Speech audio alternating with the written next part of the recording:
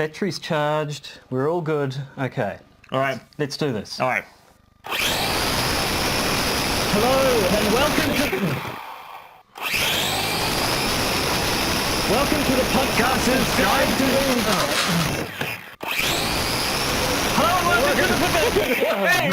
to Sorry, I actually don't think this is working. But it has to work. I'm making an important statement here.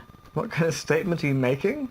Well, that I got a drone for Christmas, but also like a statement on surveillance culture and the conspiracies that it can inform, and a statement on the interplay between humans and technology, and I think the only statement you're making is that the drone doesn't like you. The drone is my friend. The drone is our friend. I will not have you bad-mouthing the drone. Now, can we try this again, please? The drone is my friend. It's not your friend. Well, we'll see about that. Okay, look, one more try, please. One last time. Okay, Last time. one more go. Okay, friend drone. Here we go. Let's give this. Oh, you son of a bitch!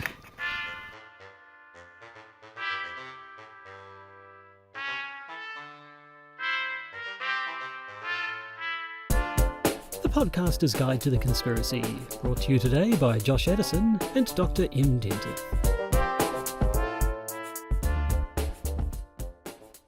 Hello and welcome to the Podcaster's Guide to Conspiracy. I am Josh Edison. Sitting next to me is Dr. M. Dentith. The two of us sweltering away in a completely closed and becurtained Auckland room because we care, basically. We care about giving you the best experience possible, which means shutting things off yeast for, infections and our crotches. Yes, so shutting things off for improved sound quality, although of course that means that our video watchers now have to put up with sweat glistening on our foreheads, although maybe they're into that. They're into everything, Yeah, Joshua. That's what I've learnt from our Patreon page. You'll take any filth and depravity that we will level against you. Speaking of filth and depravity, tell me, Dr. Dentith, have you alienated any pop-punk icons lately? Why, yes, I have. Jaz Coleman of Killing Joke is now my mortal enemy, all because I refused to endorse a 9/11 conspiracy theory of his on an interview for Marty Dudah's The 13th Floor. Josh, you've listened to this interview. I don't re-listen to things or rewatch things I'm involved in. I very much would. But I mean, I just, as a general policy, I don't. You have experienced the experience I had by proxy. Tell the listeners or viewers about my interview with Jaz Coleman of Killing Joke, 80s seminal band. Yes. Yes, it's a band about Seminoles. There's nothing pop about them, is there? Anyway. So if you go to, is it 13thfloor.co.nz or the 13th? 13thfloor.co.nz, you can hear this interview. Lasts about 20 minutes. It felt more like 40 years, but that's another matter entirely. I'd say go and check it out for yourself. I really don't know if I can recommend that, though. I mean, the long and the short of it is Marty Dudah gets the two of you in a room. M gives his usual spiel that listeners of the podcast would have heard about your general sort of approach towards conspiracy theories and so on. Jaz Coleman starts going on about 9/11 conspiracy theories. M gets half a sentence into suggesting that there are multiple theories to account for 9/11, and Jaz immediately goes off at him and pretty much doesn't stop the entire time. Until such time he says he'll either punch me or walk out, and he walks out. He walks. Yes. I believe his last words were, "Well, the only other option is violence." Yeah, I think yes. So classy fellow, Jaz Coleman. And I have to say, you have the patience of a saint. I don't know if this is just years of academia has taught you to deal with argumentation in slightly fraught circumstances. I mean, to be perfectly blunt, I would have told him to fuck off quite early on in that, I think. Well, I mean, and then he probably would have hit me. So I think your way's probably so better. actually, my patience here was rewarded by a lack of physical violence. Yeah. But in part, it's because as someone who studies conspiracy theory, and says we have to listen to people who espouse conspiracy theories to understand what it is they're claiming, how their arguments work, and what kind of evidence they're using. I like to listen to people as they present their conspiracy theories. Now, unfortunately, in this case, my listening to it also came with a barrage of personal abuse against myself including lines like, "My books have been paid for by the establishment," and let me note, dear listeners and the occasional viewer, Jaz Coleman goes to Russia from every so often to do work with the Moscow Symphony Orchestra. And I believe he is picked up from the airport by a diplomatic car. So I ask you, who's actually working for the establishment? Is it me, the unemployed philosopher who has to gig from gig to gig? Gig from gig to gig, that makes sense. Yep. Versus the very, very rich 80s pop star who gets picked up, allegedly, in a diplomatic car. Who's the real establishment shill? It's not actually me. No. It's not actually me. I only found out about this after the interview had ended, otherwise I probably would have said something at the time. Yes. Anyway, if I found it not quite physically painful, but definitely emotionally painful to listen to, and it put me in a bad mood for several days afterwards, quite frankly. But if you feel like a fairly heated bit of debate in the conspiracy theory In which sphere, the 20 minutes is 19 minutes of jazz and 1 minute of me of you trying to get a word in. in. Yeah, go to 13thfloor.co.nz and have a listen. But anyway, let's get on with this episode. And what an episode we have. We have updates. We don't actually have any retractions. We have updates and retractions. We have previously on, which we forgot about last week. Well, we've got some previously. bumper crop of news. And we've got a rather exciting bit of content, which is all about being joyful whilst drowning people. Something like that, yeah. So where should we go? Should we look back before we look forward? Yes, let's go back into the mist of time and find out what's been happening previously on the podcaster's guide to the conspiracy. Previously on the podcaster's guide to the conspiracy. Right, so in the interest of not making all of our episodes go wildly over time, should we just stick to the things that we were doing in the past that are kind of pertinent to what's happening now? Which is why in 2018 we talked this month about Jordan Peterson, and that's important because Jordan Peterson is going to be in this country come February of this year. Hooray? It's sold out. No, I don't doubt that. It's rather disturbing. It is a little bit, yes, but it's, I don't know, it seems that the choices for living your life, having something to live your life by these days are either Be an Jordan incel Peterson or be a Marie lobster. Kondo. Yeah. No, so actually there's a third option. I hadn't even thought about that. Maybe. And of course, back in 2017, we talked about the death of Kim Jong-nam. Now, we actually never did a follow-up to find out what happened with the mysterious death of Kim Jong-nam So briefly. in Malaysia. And briefly, in the 12th of December last year, North Korean officials informally apologized to Vietnam for involving a Vietnamese woman in the assassination following Vietnam's demands for an official apology and a threat to sever diplomatic ties, which is basically as close as you'll get to North Korea saying, yeah, we kinda killed his brother. Now, jumping back a couple of years, this week, this time in 2015, we were talking about anti-Semitism. Not a big surprise, it tends to come up in a lot of conspiracy theories. But in 2016, this week, this possibly very day, depending on exactly, we normally do it on a Thursday, so something like that. In 2016 was our episode on true crime documentaries, where we talked about serial undisclosed and making a murderer, and that is spookily coincidental because we're going to be talking about more true crime today. Or so there you are go. we? It all Yes, actually, we are. it circles, swings and roundabouts. It all comes back to murder. So I was going to do some kind of song, and the sun going round and round, but no. No, I'm just going to stick with murder. Fair enough. So there you go. That's what we have been talking about this time in previous years. Let's talk about what we are going to talk about this time this year. But first, a few updates.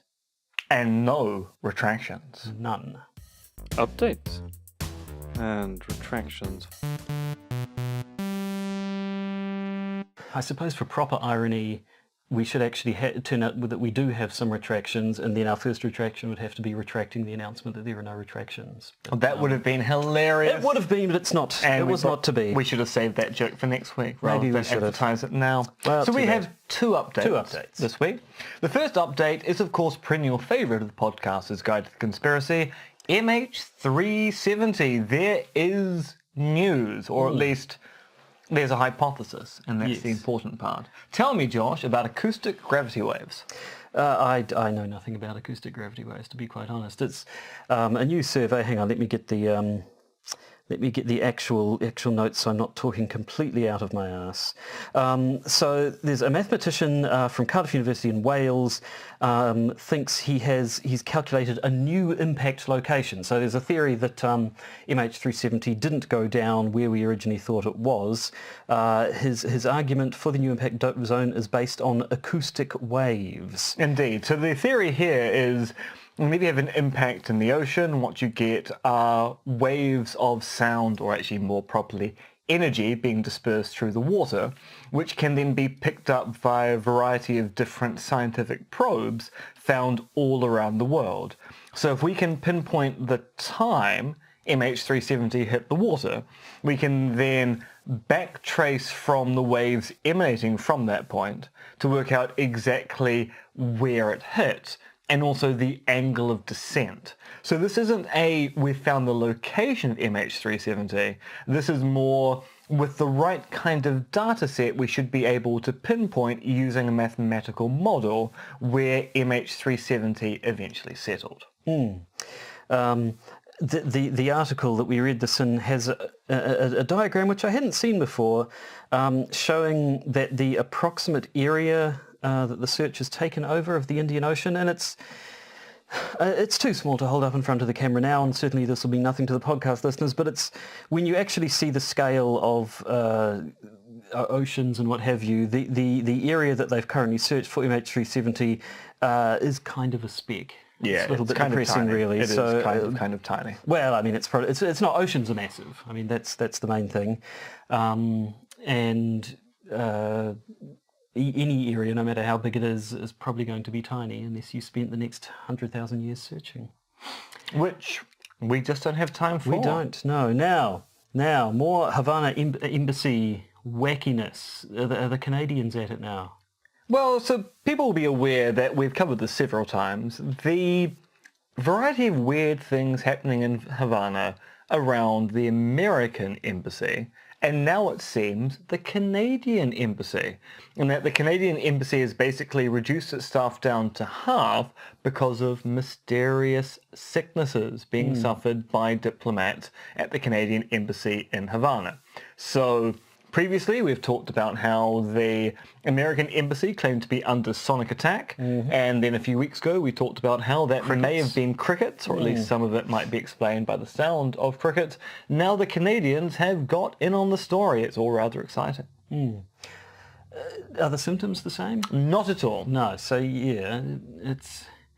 One wonders how, at what point it's just sort of one of those things like the Bermuda Triangle, when any time something wacky happens there, it's like, oh, it's the curse of the Cuban embassy again, or something like that. One has to assume that, yes, by this particular point in time, as soon as any member of diplomatic staff in Havana gets sick, it's been blamed on some kind of strange sonic weapon. So there we go. Those are our updates and no retraction. So I think we have no excuse, therefore, for not going straight into the content of this main episode. Indeed, with an exciting new chime. Please enjoy our new chime. So tell me, Joshua, why do you frown so much? I don't know. I just do. It's just how my face goes. Is it because you haven't been entered into the most exciting gang of all time? Well, that could be part of it, yes. Because the gang that you're thinking of, I assume, is the gang that I'm thinking of, which is... The gang that you're thinking of? Which is the gang, the Smiley Face Killers. Not to be confused with Ghost-Faced Killer, who's a member of the Wu-Tang Clan. This is not anything to do with Wu-Tang Clan, unfortunately. Although, much like the Wu-Tang Clan, it would appear the Smiley Face Killers ain't nothing to fuck with. Nice musical Nice reference. segue, yes. Yeah. I miss our old musical references from the top of the show. They were grand. Now, we're being a little bit flip, really, but if this theory is correct, it involves the deaths of hundreds, potentially, of innocent young men. This is something, an article came out about it in the early part of this year, early January, at the Daily Beast, in reference to a documentary which, at the time we're recording, will have started viewing. I believe there is to be a 6-part documentary about the Smiley Face Killers on the Oxygen network. Which I've never heard of before. No, it's a small. I don't know if it'll come to Netflix or Oxygen. I believe these days does mostly true crime stuff. So I don't know if other networks are going to be buying it. So if you hear of Smiley Face Killers, The Hunt for Justice, it promises to be riveting viewing, but all we have to go on at the current time are a few summaries of the documentary and the case, which has been around for a while now, though. So there are other sources. 2006, 2007, doesn't it? Indeed. So to cut to the point, there are claims made by Global Death Investigations, which are a team of retired detectives and private investigators. Also one of the best Marvel team-ups of all time. Global Death Investigations. Yeah, it sounds like it should be a superhero team. It should, well, in their eyes, it probably, if they're right, it pretty much is. They claim that in the US there exists a network of serial killers who organise on the dark web to murder young men who all fit roughly the same profile across a variety of Midwestern American states. They've traced cases going back as far as the 1990s, and they believe that they can show between 70 and 100 murders connected to this ring. They believe there are another 250 cases which they think could be connected, but they are unable to prove yet. Now, Josh, tell me, how are they connecting these deaths? What are the pathologies of these poor, unfortunate victims? Right. Well, they seem to be tying together instances with a similar MO. In every case, the victim is an athletic, attractive, college-age young man. More recently, more of them have been gay, apparently, although that could just be the fact that in the late 90s, gay men were more likely to be in the closet than they are these days. So possibly it's just that the mixture of the straight versus gay means nothing, and it's just that more guys are out these days. But the MO is that these men will disappear, usually following a night out when they've been out drinking with friends or something, and then sometime, usually a period of weeks later, their bodies will be found in a nearby body of water, a lake or a river, something like that. And the reason why this gang has been referred to as the Smiley Face Killers is that apparently one of the distinguishing features is that smiley face or other distinctive kinds of graffiti can be found on a nearby structure. In some cases, apparently, these men have been autopsied, and GHB, the popular date rape drug, has been found in their system. Along with fentanyl. Mm-hmm. And they believe they have evidence of these men having possibly been sort of stalked and marked out beforehand. Should we talk about the Dakota James case? Or yeah, let's talk about exemplar cases and then talk about the people behind the investigation. So, one of the things is that the official line on pretty much all of these deaths is that they were accidental drownings. They were men who went out, got drunk, and decided to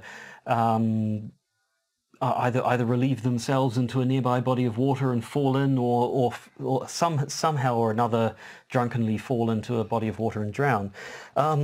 But some of the cases they point to are a little more chilling. Now, the article that I read speaks about the death in 2017 of a man called Dakota James, and this, I believe, is the subject of the first episode of the documentary as well. Yeah, so I believe it's a 6-episode documentary, and it's one victim per episode. So there are 6 victims they're specialising in to show the existence of the Smiley Face Killer gang and their victims.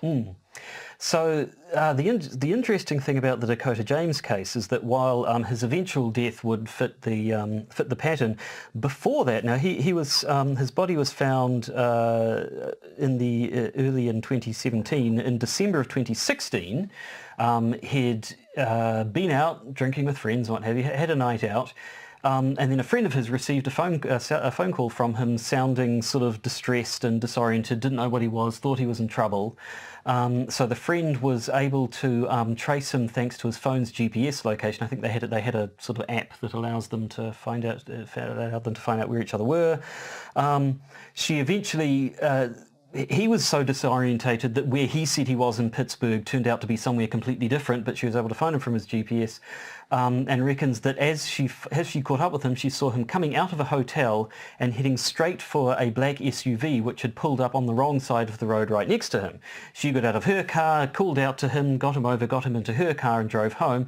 He was quite distressed. He didn't know what had gone on. He'd lost several hours, but didn't want to go into it any further, didn't want to be taken to hospital, and didn't want to talk about it again.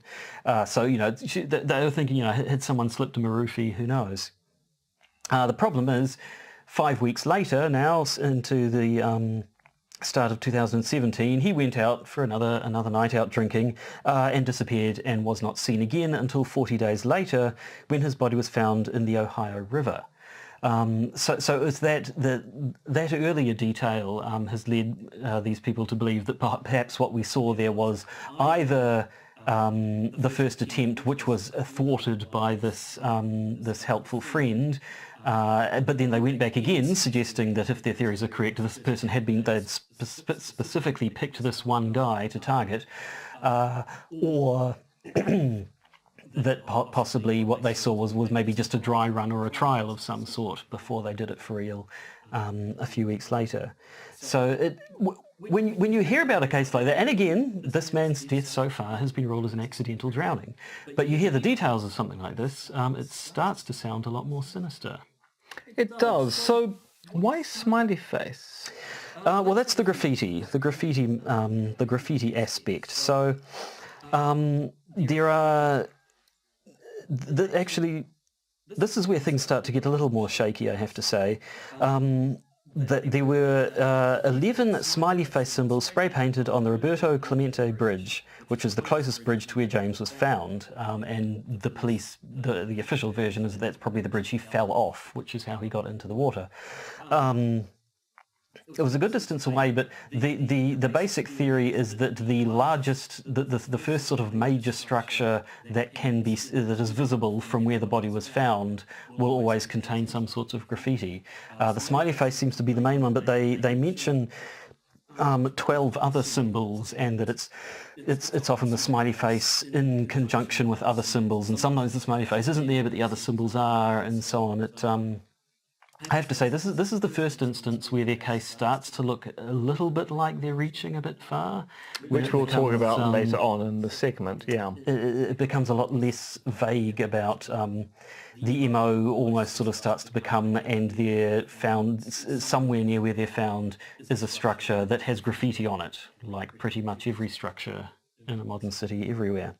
That said, though, in more case for it actually being a murder, supposedly his body was not decomposed enough to have been dead for 40 days, because obviously he disappeared and his body was found 40 days later. Supposedly there wasn't 40 days worth of decomposition. Supposedly his PayPal account had been accessed in the days after he disappeared. A forensic pathologist who reviewed the photos of his autopsy saw what they claimed were ligature marks around his neck, suggesting he'd been strangled beforehand. So, I mean, there is evidence for and against, and as we say, this is one of the exemplar cases. This is one of the ones that I think best shows their case. But if they are correct, there have been quite a few others. So what's the conspiracy angle here? Well, I mean, the conspiracy angle is that unlike the vast majority of serial killers, as far as we know, who tend to operate alone, this is an organised group of serial killers. This is a network literally conspiring to get away with murder. They claim, these detectives claim that the people organise on the dark web. They claim that they'd actually been given a URL to follow, to a site where they were sort of voice chatting with someone wanting a password. The person insisted that they turn on their video camera so that these detectives could be seen, and they said, we're not going to do that, and hung up straight away. But All right, so they're claiming they've had contact with they're members of claiming this gang. they've had, or at least with some sort of intermediary or precursor to getting into the gang. They believe that the group are sophisticated in their organisation. They believe they operate in cells, so you'll get a group of killers taking part in any one killing, and the particular individuals will change from group to group to group, so each individual crime is always done by a different group of people, making it harder to connect any particular person to any particular murder. All right, so tell me about the people behind this investigation. Right, well, yes. Global Death Investigations... which I still think is a really weird name for well, yeah... Also, investigation is this a little bit like the World Series in the US? Well, yes, when and they that say this global, appears to be a US-related Well, crime. I did actually have a quick look at their website, and they do appear to be just a group of private investigators. So they are. You can employ their services for investigation on any case, but this happens to be the pet case that I guess they work on when they're not taking on other ones to pay the bills. But we have Kevin Gannon, a retired New York City police sergeant, Anthony Duarte, a retired NYPD policeman, Dr. Lee Gilbertson, former detective with the NYPD and a faculty member of the Criminal Justice Faculty at St. Cloud State University in Minnesota, also Mike Donovan, another retired NYPD detective. And I believe at least some of them got into this conspiracy theory, I guess, due to cases they'd seen earlier on in their career. I don't have I don't think they mentioned the name of one particular one, but they do talk about one guy who sort of investigated the death of a man who'd supposedly been found in the river, and when the steps he had to go through to actually get to the area where the guy was found, he had to hop fences and go around things and all sorts of stuff, and his immediate reaction was, a drunk guy couldn't have stumbled through here and fallen into this river. There has to be something dodgier going on here. They're kind of alone so far. They are. So the thing which makes this story so fascinating is that, of course, we're dealing with what appear to be clusters of serial killers operating in various cities across the US, engaging in quite bespoke murders of some particular kind, which this Global Death Investigation Squad claims is all part of one large-scale conspiracy by serial killers to predate upon young, presumably gay men in the US. And it turns out that other people who have investigated these crimes, they're just not convinced. No. So the La Crosse Police Department in Wisconsin has released an official statement claiming that the deaths that they've investigated were indeed accidental drownings of inebriated men, and that no smiley face symbols are found in connection with any of their cases. So they're denying the claim that Global Death makes that these crimes are in any way linked. So that's the local police. The Center for Homicide Research in Minnesota also refuted the theory, but more importantly, criminal profiler Pat Brown has called the theory to be ludicrous because it just doesn't fit what we know about serial killers. It looks more like a kind of fictional version of a serial killer conspiracy theory than it does the way that serial killers actually work in the real world. And more than that, the FBI have also investigated. Now, we should say this documentary is coming out right now, but Global Death Investigations have been investigating since the early 2000s and have been looking at cases before that. Now, they first went public with their beliefs back in 2008. They called a press conference and said they believed they had evidence. At the time, back in 2008, they had 40 cases which they believed fit this profile. So I believe those 40 cases were what the Center for Homicide Research investigated. The FBI also looked into those 40 cases, and as with the Center for Homicide Research, they just plain disagreed. They thought that they were all accidental drownings. To date, obviously, that was 11 years ago now. So these guys, GDI, have been gathering more evidence. As we said at the beginning, they think they can prove considerably more than 40 cases are involved now. The FBI ruled them accidental. Saying the FBI has reviewed the information about these victims provided by 2 retired police detectives who have dubbed these incidents the Smiley Face murders and interviewed an individual who provided information to the detectives. To date, we have not developed any evidence to support links between these tragic deaths or any evidence substantiating the theory that these deaths are the work of a serial killer or killers. The vast majority of these instances appear to be alcohol-related drownings. The FBI will continue to work with the local police in the affected areas to provide support as requested. Now that I've read that through, I remember where I was going with that, which was that while the FBI has ruled those 40 deaths accidental drownings, these guys have looked into considerably more of these cases and have so far managed to overturn 1, which is not none, but it's very little. There has been a single case, the 2002 death of a man called Chris Jenkins, that was changed to homicide back in 2006, and the police departments there said, yes, we did actually get that wrong. It does look like he was murdered. So that was before they went public the first time, though, and since then, from what I can see, they've not been able to change any minds. Yeah, they've had melting conspiracy theories, but no actual evidence to persuade authorities that there's anything to their claim of conspiracy. So yes, the graffiti. The graffiti. Yeah, I mean, when I first read the original article, this was the bit where I started going, this is not nearly as strong a case as they seem to think it is. When they start talking, like if it were a very specific symbol found regularly, specifically located in a specific place, then fair enough. But it's a smiley face on a structure within about 10 miles of where a victim is generally found, in conjunction with a bunch of other ones, and sometimes it's just other ones and not the smiley face, and the smiley face is not exactly an uncommon symbol, possibly only second to the good old-fashioned cock and balls when it comes to now the cock and ball killers. The cock and balls killers. That is a theory. That would get attention. So we have this issue here that the common denominator is a fairly common piece of graffiti found everywhere. Now, of course, if you were a group of serial killers trying to keep your work on the down low, why not work with a piece of graffiti that's going to be easily overlooked?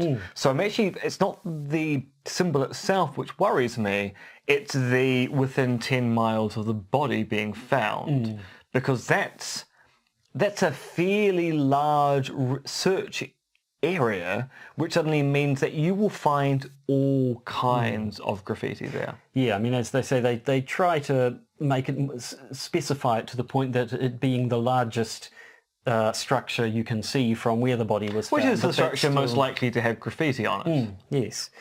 And I don't know how much, whether this has been slightly overhyped, because I mean, the main thing they seem to lean on is the similar MO, the similarities between the nature of the victims and the nature in which they disappeared and were found dead. But so I don't know if sort of people are jumping on it because the Smiley Face Killers is a nice name rather than the abducting college-age young men and dumping them in rivers gang doesn't really roll off the tongue. So I don't know if the graffiti side of things has been overplayed because it makes for a good soundbite. But either way, that particular connection does seem just a little bit tenuous. Yes, and of course you've got situations where you have pathways that people are walking near bodies of water, people being in quite inebriated states, which means that some amount of accidents are actually going to occur when a person leans over a bridge or stumbles to one side and then topples, and of course being drunk then not being able to swim properly.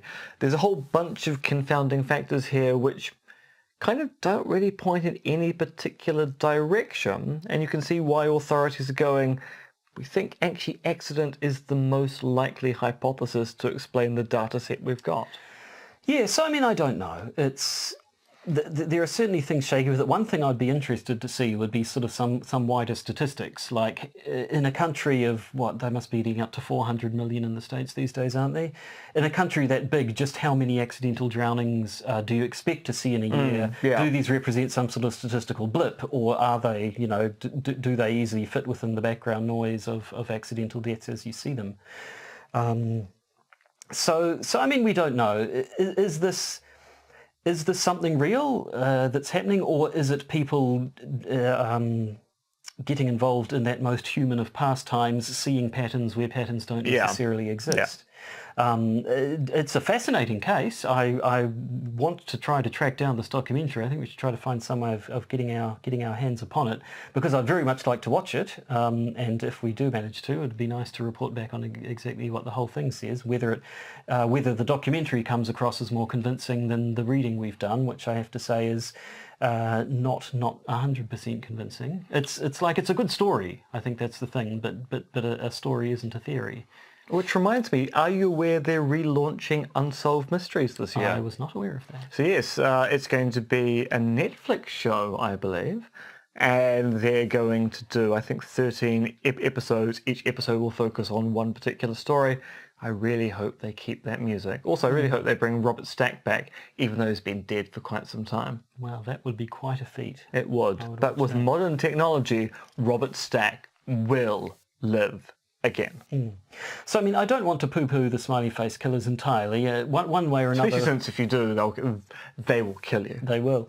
Because one way or another, we're talking about the tragic deaths of innocent young men. And not just innocent young men, a lot of innocent young men.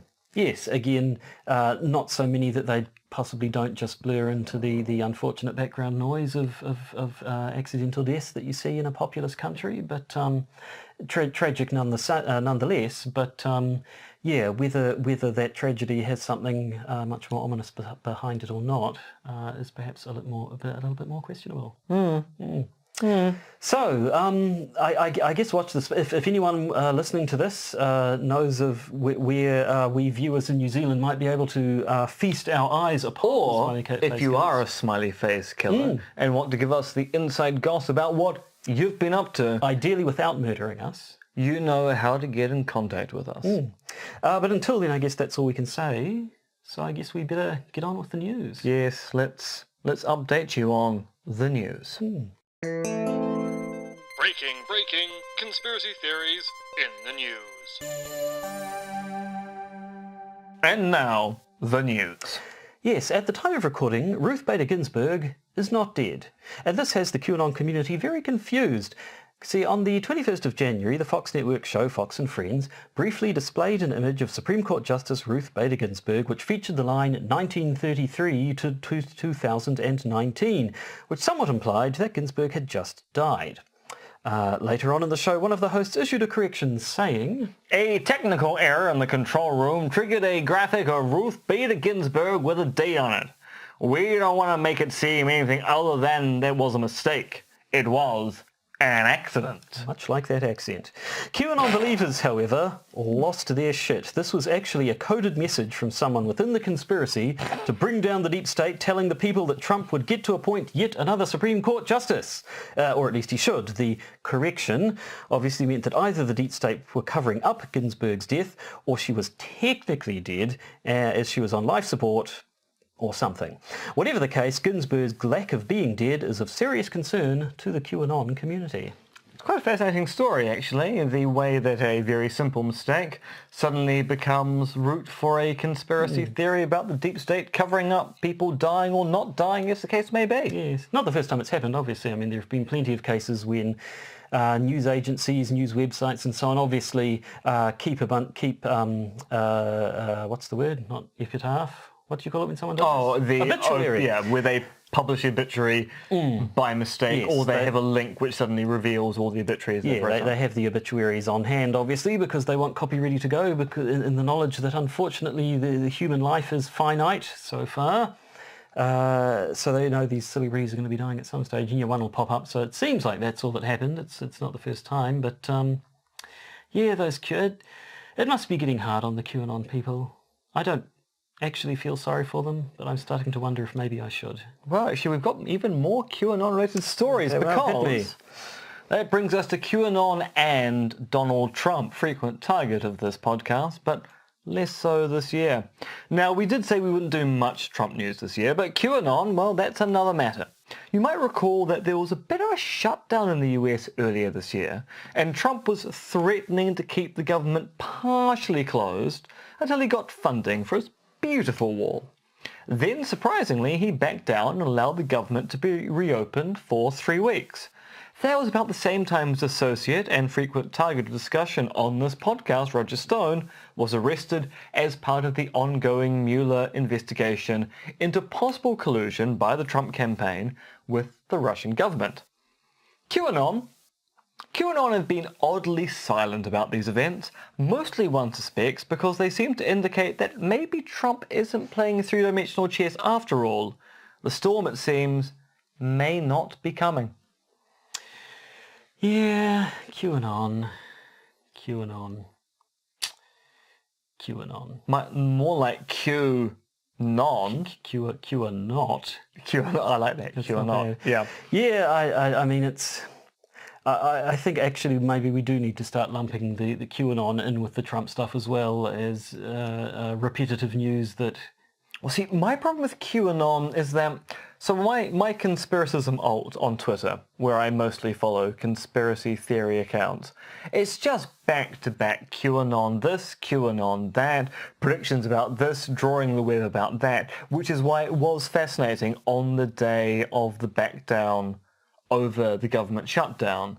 QAnon were oddly silent and suddenly other conspiracy theories were being talked about because they were really going, we don't know how to process this information.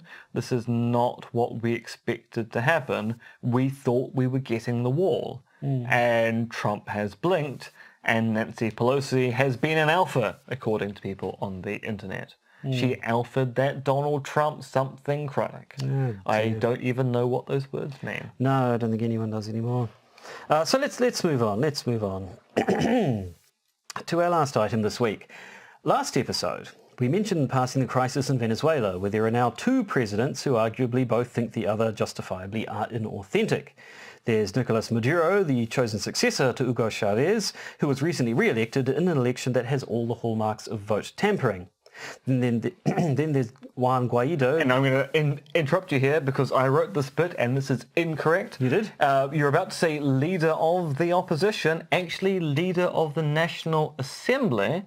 Juan didn't actually stand for president, the two other candidates who actually competed for the presidential role, and thus wasn't actually leader of the opposition. He is simply leader of the National Assembly. It turns out you can declare yourself president by being anyone in Venezuela at this particular point in time. Please do go on. Yes, well, however he managed to declare himself interim president, he's currently being backed by the US.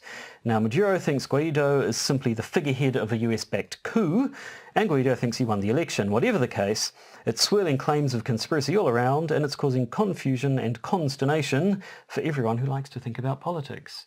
Now, I mean, there is talk, I don't know if it's in the US much, certainly in Venezuela, that Venezuela is going to be the next place the US invades. Many people are saying it's going to be the next Libya. So I saw Maduro saying stuff along the lines of, don't turn Venezuela into another Vietnam, because if you come in here, we'll give you another Vietnam. We won't go down easy. And talking about making comments along the lines of we don't, obviously Venezuela has oil, so they say just like the Middle East, you're going to come in here because you want to steal our oil, and but we don't have a nuclear program, so you can't pretend we have weapons of mass destruction down here, so you're going to claim that the election's fraudulent and you need to come down here and sort things out and so on and so on. I haven't heard much from the US end. I mean, I know Venezuela is a favourite talking point of right-wingy Republican types because of the fact that it is A, somewhat of a failed state, and B, a socialist state, so it's the one they love to point to. Say, look, see, socialism doesn't work, because in Venezuela they eat rats. Do you remember that one? Yeah. The two young women, neither of whom really seemed to know much about what they were talking about. Who the one who testified in front of Congress about... It's sort of a slightly viral one last year. There was a young Republican at Summit, like I can't remember what event it was, talking to this very disinterested, hipsterish type woman. They were, or maybe was it even earlier? Was it during the campaign? I didn't think it was that long ago, but it was sort of a lefty type organising thing, and she had a T-shirt that said "Eat the Rich" or something, and so this Republican young woman would come up to her and say, "Oh, so you believe in this stuff, do you? Well, in Venezuela they eat rats. Do you want to eat rats? That's socialism. Socialism is eating rats in Venezuela." And the other one's like, I can't really be bothered with this, and was just sort of laughing at her, going, "Yeah, sure, whatever." Yeah. But that has been the tenor of discussion on Venezuela in my experience. I assume it's a little more nuanced than that. John Bolton has been making claims about Venezuela better not test our metal. They wouldn't want to test our metal. And John Bolton is a bit of a hawk, so it's quite possible there could be conflict in Venezuela led by US forces in a future coming to you. Which would suck just a little bit. Well, actually, currently the future sucks anyway. That would just make the future even worse than predicted. Well, there we go.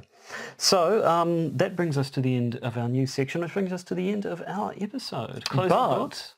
Well, I was about to say, but there is, for those of you who are patrons, obviously, yes, exciting news to come, because we're going to talk about how YouTube is going to suggest fewer conspiracy theory videos, the Taxpayers Union of Aotearoa, New Zealand, on tobacco and also the Venezuelan crisis. It's a story to behold, and how a rugby boss here in Aotearoa, New Zealand, has entered politics on a purely conspiracy theory agenda. But for that, you'll have to be one of our favoured patron types. What did we? That was actually during the patron content, wasn't it, last week, that we decided we were going to refer to them exclusively as patrons. But now you know we've let you in. That's a little glimpse behind the curtain there. You too could be a patron. You too could have a really quite stupid sounding pet name that we're going to stick to no matter what, because we're committed now. Does that mean I can bring back my bad accent? I don't see how I could possibly stop you. Well, you could punch me in the face. No, that's just like Jaz Coleman. Yeah, precisely. So, any thoughts to close off this episode before we say our goodbyes?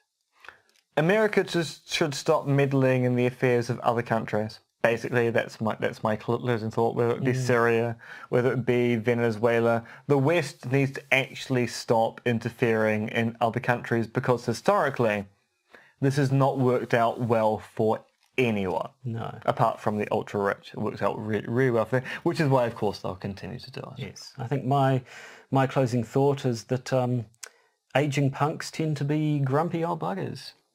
Yeah. Probably something we knew before. I like Killing Joke. I have no strong feelings either way.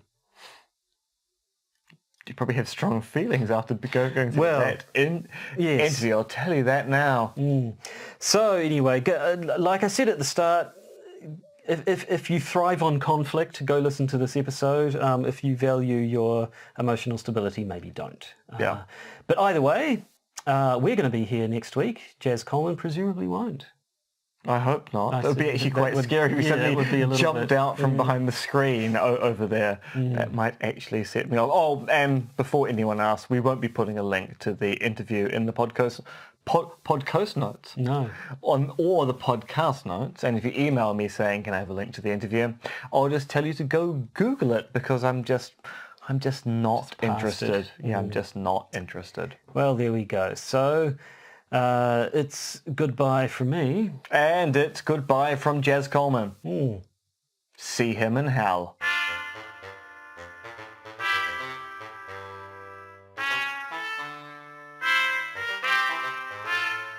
You've been listening to the Podcaster's Guide to the Conspiracy, starring Josh Addison and Dr. MRX Dentith, which is written, researched, recorded and produced by Josh and M. You can support the podcast by becoming a patron via its Podbean or Patreon campaigns. And if you need to get in contact with either Josh or M, you can email them at podcastconspiracy@gmail.com or check their Twitter accounts, Monkey Fluids and Conspiracism.